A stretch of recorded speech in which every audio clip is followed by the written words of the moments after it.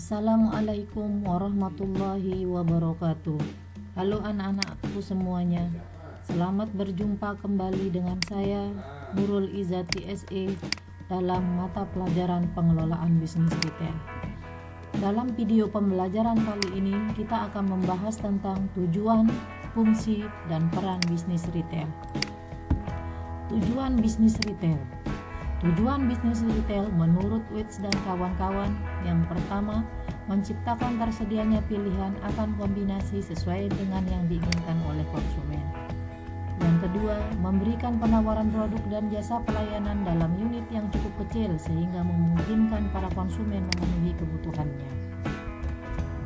Tujuan bisnis retail yang ketiga, menyediakan pertukaran nilai tambah dari produk. Berikutnya, mengadakan transaksi dengan para konsumennya. Selain menurut Witz, tujuan bisnis retail ada juga menurut Sujana. Menurut Sujana, terdapat 4 tujuan perdagangan eceran atau retail, yaitu sebagai berikut. Yang pertama, perantara antara distributor dengan konsumen akhir. Tujuan bisnis retail yang kedua menurut Sujana yaitu penghimpunan berbagai kategori jenis barang yang menjadi kebutuhan konsumen. Yang ketiga, tempat rujukan untuk mendapatkan barang yang dibutuhkan konsumen. Dan yang keempat, penentu eksistensi barang dari manufaktur di pasar konsumen.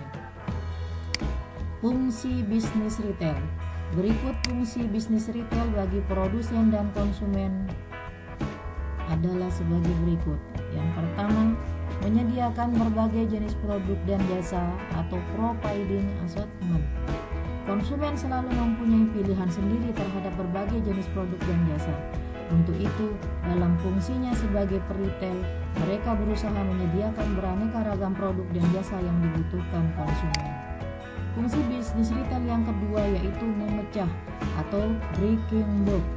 Memecah atau breaking bulk ini berarti memecah beberapa ukuran produk menjadi lebih kecil, yang akhirnya menguntungkan produsen dan konsumen.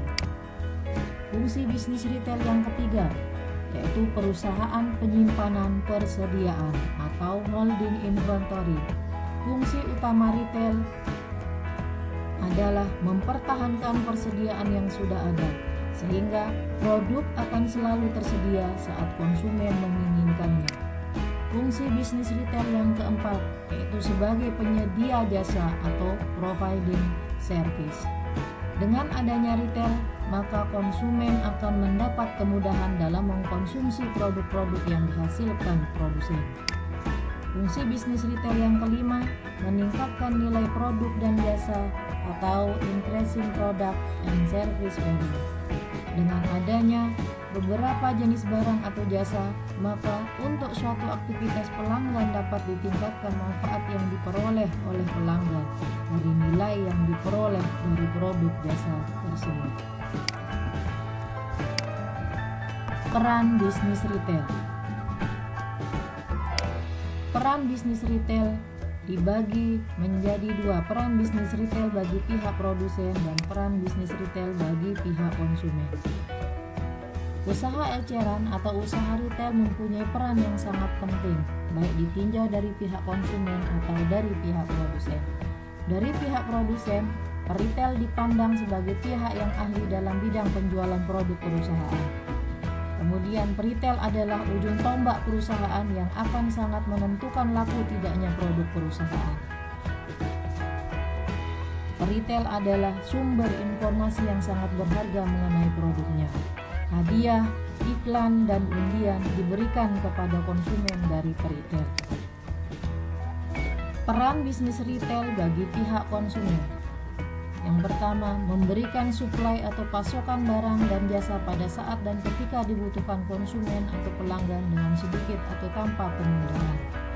Kemudian, memudahkan konsumen atau pelanggan dalam memilih atau membandingkan bentuk, kualitas, dan barang serta jasa yang ditawarkan. Menjaga harga jual tetap rendah agar mampu bersaing dalam memuaskan pelanggan. Membantu meningkatkan standar hidup masyarakat, dan adanya usaha retail juga memungkinkan dilakukannya produksi besar-besaran. Kelebihan dan kekurangan bisnis retail. Kelebihan bisnis retail. Kelebihan usaha retail antara lain modal yang diperlukan cukup kecil, namun keuntungan yang diperoleh cukup besar. Yang kedua, umumnya lokasi usaha retail strategis.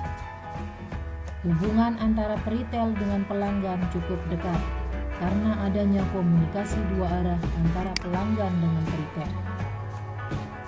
Penjualan secara retail atau eceran menjangkau semua kalangan. Kekurangan bisnis retail. Kekurangan bisnis retail antara lain: 1. Keahlian dalam mengelola toko retail berskala kecil kurang diperhatikan oleh peritel. 2. Administrasi atau pembukuan kurang atau bahkan tidak diperhatikan oleh peritel, sehingga terkadang uang atau modalnya habis tidak terlacak. Kekurangan bisnis retail yang ketiga yaitu promosi usaha tidak dapat dilakukan dengan maksimal, sehingga ada usaha retail yang tidak diketahui oleh calon pembeli atau pelanggan. Demikian pembahasan kita tentang tujuan, fungsi, dan peran bisnis retail.